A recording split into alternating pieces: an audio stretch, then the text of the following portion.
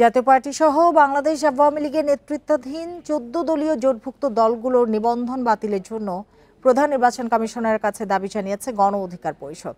সোমবার দলটি 7 সদস্যের একটি প্রতিনিধি দল সিইসির সঙ্গে সাক্ষাতের পর সাংবাদিকদের এমন তথ্য জানান।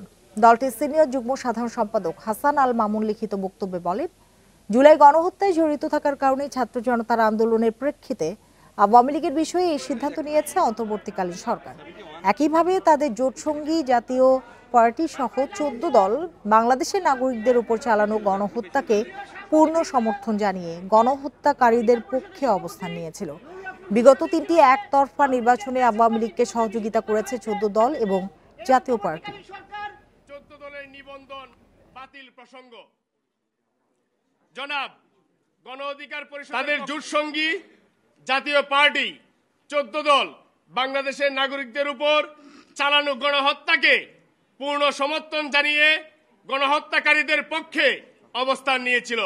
দলগুলোর নিবন্ধন বাতিল ও নিষিদ্ধ ঘোষণা করে যথাযথ শাস্তির মুখোমুখি করার আহ্বান করছে গণ অধিকার পরিষদ।